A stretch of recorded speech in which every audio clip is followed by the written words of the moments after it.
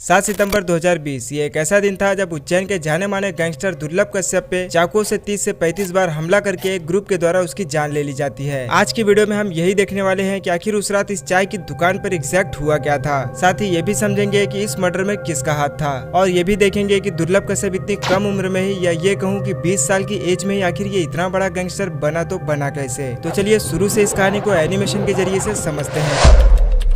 8 नवंबर 2000 वो दिन था जब मध्य प्रदेश के उज्जैन के एक शहर अब्दालपुर में दुर्लभ कश्यप का जन्म होता है, जहां मां का नाम पद्मा था जो उज्जैन में एक स्कूल में टीचर थी और पिता का नाम था मनोज कश्यप जो अपना खुद का ही बिजनेस चलाते थे। बच्चे का नाम दुर्लभ इसके माता पिता ने इसलिए रखा था क्योंकि कई मिन्नतों के बाद उन्हें एक संतान हुई थी और माँ को पूरा भरोसा था कि हमारा बेटा बड़ा होकर बड़ा काम जरूर करेगा। लेकिन किसे पता था कि ये बड़ा काम क्राइम की दुनिया की तरफ होगा। खैर क्लास 8 और 9th में ही दुर्लभ अपने स्कूल में पढ़ने वाले बच्चों के बीच होने वाले झगड़ों को सॉल्व करने के लिए बीच में जाया करता था और लकीली उन्हें सॉल्व भी कर देता था। देखते ही देखते स्कूल के सारे बच्चों के बीच में कश्यप का दबदबा बढ़ने लग गया था और महज 16 साल की उम्र में ही अपने स्कूल के साथ कश्यप आसपास के इलाकों में भी काफी ज्यादा फेमस हो गया था। जहाँ छोटी मोटी लड़ाइयाँ हो या कोई और काम हो, लोग दुर्लभ के ही पास आने लगे थे। लोग उसे प्यार से कोहिनूर बुलाने लगे और इसी सब के चलते दुर्लभ का पढ़ाई में मन ही नहीं लगता था और क्लास 10 तक आते आते दुर्लभ की पढ़ाई पूरी तरीके से छूट जाती है। अब इस समय तक दुर्लभ को यह बात समझ आ गया था कि उसे किस काम को करने में ज्यादा खुशी मिलती है और अब दुर्लभ की सोच ये बन गई थी कि उसे उज्जैन का या ये कहूँ कि गैंगस्टर की दुनिया का सबसे बड़ा डॉन बनने की इच्छा उसके दिल में आ गई थी। खैर ये वो समय था जब एक रैली के दौरान दुर्लभ की मुलाकात ऐसे ही क्राइम करने वाले लोगों से होने लगी, जिसमें सबसे खतरनाक था ये हेमंत वाड़िया उर्फ बौखला।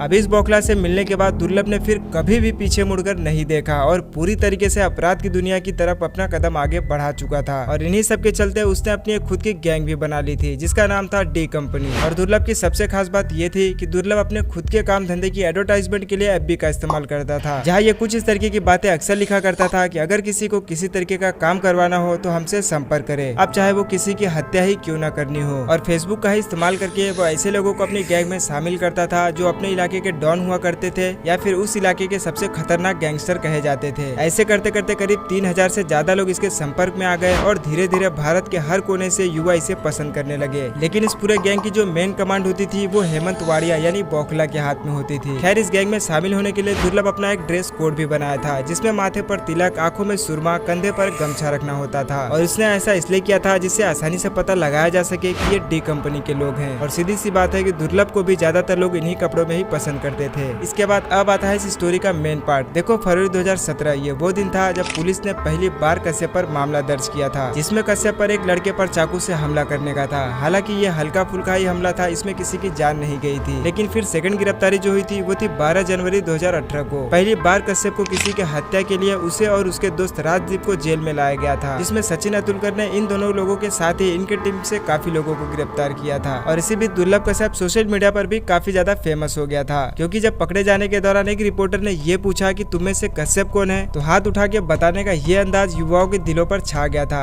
जो इस तरीके के कामों को किया करते थे। और इसके बाद दुर्लभ की पॉपुलैरिटी और भी ज्यादा बढ़ गई और उस समय जब दुर्लभ को गिरफ्तार किया गया था तो उसे शुरू में उज्जैन के एक जेल में रखा गया था, जहाँ सचिन अतुलकर ने कश्यप को ये भी बात कही थी कि कश्यप जब तक तुम जेल में हो तभी तक सुरक्षित हो, क्योंकि इतनी छोटी उम्र में ही तुमने इतने ज्यादा दुश्मन पाल लिए हैं कि बाहर निकलते ही कोई भी तुम्हें मार देगा। और हुआ भी कुछ ऐसा ही। खैर टॉपिक पर वापस आते हैं। नाबालिग होने की वजह से कश्यप ने हाई कोर्ट में अपील की तो हाई कोर्ट ने उसे बाल सुधार केंद्र में भेजने का फैसला कर दिया। कुछ महीने वहाँ अकेले बिताने के बाद वो काफी ज्यादा सुधर गया था और जेल से बाहर आने के बाद वो खुद का बिजनेस भी शुरू करना चाहता था। लेकिन इसी बीच आ गया था 2020, जहाँ पूरे देश में लॉकडाउन की स्थिति हो गई थी। तो उस समय दुर्लभ ने भी बिजनेस का प्लान कैंसिल करके इंदौर से मजबूरन दुर्लभ को उज्जैन अपनी माँ के पास आना पड़ा। यहाँ आपको एक बात ये पता होनी चाहिए कि दुर्लभ के माता पिता के आपस में ना बनने की वजह से ही ये अलग अलग रहते थे, जिसमें कश्यप कभी अपने माँ के पास रहता था, कभी अपने पिता के पास, क्योंकि वो दोनों से ही बहुत ही ज्यादा प्यार करता था। खैर आखिर वो दिन आ गया जब लॉकडाउन की वजह से दुर्लभ उज्जैन अपने मम्मी के यहाँ पर आ जाता है और कुछ महीने यहाँ रहने के बाद और लॉकडाउन का लंबा समय चलने की वजह से वो इस बात से काफी ज्यादा ऊब जाता है और कॉल करके 6 सितंबर 2020 को अपने दोस्तों को घर पर खाने के लिए इनवाइट कर देता है, क्योंकि 6 सितंबर तक लॉकडाउन की स्थिति भी काफी ज्यादा नॉर्मल हो चुकी थी। इसके बाद दुर्लभ के सभी दोस्त उसके घर आते हैं और फिर रात का खाना खाते हैं और कुछ बातचीत करते हैं। तभी दुर्लभ के दोस्त का मन बाहर जाकर चाय और सिगरेट पीने का करता है। लेकिन दिक्कत ये थी कि इस समय तक रात के 1 बज चुके थे और रात के 1 बजे तक चाय की सभी दुकानें बंद हो जाती है। तभी इनमें से एक दोस्त ये कहता है कि मैं अभी हेलावाड़ी क्षेत्र से ही आ रहा हूँ और मैं हेलावाड़ी में एक चाय की दुकान को जानता हूँ जो रात भर खुली रहती है। तभी करीब रात के 1 बजे सभी अपनी बाइक्स उठाकर हेलावाड़ी की उस दुकान की तरफ निकल जाते हैं, जहाँ सभी पहुंचकर चाय पी रहे होते हैं कि वहाँ पर अपनी कार से कुछ और लोग पहुंच जाते हैं। रुको, ये तो समझ लो कि आखिर ये लोग है कौन। देखो, जिस इलाके में अभी दुर्लभ बैठा है ये हेलावाड़ी है, और इस इलाके में जिस गैंग का दबदबा चलता था वो था केकेसी यानी कुत्ता कमीना चीज, जिसका लीडर था रमीज खान। और अभी यहाँ पे इसी गैंग के मेंबर मौजूद है। यही है केकेसी के लोग, जिसमें ये शहनवाज इसमें से सबसे खास है। और यहाँ बैठा है ये सादाब जहरीला, जो कि शहनवाज का भाई था। अब केकेसी के लोग इस समय यहाँ पर इसलिए पहुंच गए क्योंकि जिस चाय की दुकान पर ये लोग बैठे हैं ये इसी ग्रुप के लीडर रमीज का भाई चलाता था, जिसका नाम था अमन उर्फ भूरा। अब यहाँ पर यह भी हो सकता है कि शायद हो सकता है कि कश्यप के यहाँ होने की खबर इसी ने दी हो। खैर, जब यहाँ पर केकेसी और डी कंपनी दोनों आमने सामने आ जाती है तो दोनों में बहुत ही भयानक बहस हो जाती है। और बहस में कश्यप को इतना ज्यादा गुस्सा आ जाता है कि उसने फौरन अपनी पिस्टल निकाली और सीधा शहनवाज पर गोली चला दी, बिना कुछ भी सोचे समझे। हालांकि किस्मत अच्छी है और गोली हल्की से मिस हो गई और गले के पास से गुजर गई। फिर क्या, शहनवाज के गिरते ही बाकी के लोग गुस्से में कश्यप पर हमला कर देते हैं। बाकी कश्यप के दोस्त के पास कोई हथियार ना होने की वजह से ये सब भागने लगे, और दोस्तों को भागता हुआ देख कश्यप कुछ समझ नहीं पाया और भागने की वो भी कोशिश करने लगा। आप यहाँ पे ये भी जानकर हैरान हो जाओगे कि भागने वाले कश्यप के सारे खास दोस्त ही थे। इसमें से ये एक राजदीप मंडोई, कश्यप का जो बहुत ही खास मित्र था। खैर, बाकी लोग भागने में तो सफल रहे, लेकिन कश्यप को चारों तरफ से घेर लिया गया, क्योंकि टारगेट भी तो यही था। अब कश्यप शहनवाज, राजा, सिराज बाबा और सदाब के द्वारा चारों तरफ से घेर लिया जाता है। फिर क्या था, एक के बाद एक इन सबने मिलकर 30 से 35 बार कश्यप पर चाकू से हमला किया और उसे इतनी बुरी तरीके से घायल कर दिया कि शब्दों में बताना ये इम्पॉसिबल है। और फिर वहीं पास में खड़े इस चाय वाले ने कोई कसर नहीं छोड़ी और उसने ये कहा कि इसे आज ही पूरी तरीके से मार डालो, नहीं तो आगे चल के ये बहुत बड़ी प्रॉब्लम खड़ी कर देगा। खैर, इस समय रात के 2 बज रहे थे, सब अपने घरों में सो रहे थे और केकेसी के लोग अपना काम खत्म करके चुपचाप यहाँ से चले जाते हैं। और सुबह पुलिस को कश्यप की बॉडी यहाँ पर बिना शर्ट की ऐसी हालत में मिली, एक छोटे से चौल में। पूरे शरीर पर कई बार चाकू से वार किया गया था और पूरा शरीर खून से लथपथ था। ये बताना तो बहुत ज्यादा मुश्किल है कि कितनी दूर तक उसे दड़ा दड़ा कर मारा गया है। खैर, अगर उस दिन कश्यप के दोस्त थोड़ी सी और हिम्मत दिखाते तो शायद कश्यप आज जिंदा होता था। लेकिन बात वही है कि बुरे काम का नतीजा बुरा ही होता है। वीडियो पसंद आई हो तो प्लीज लाइक करके चैनल को सब्सक्राइब जरूर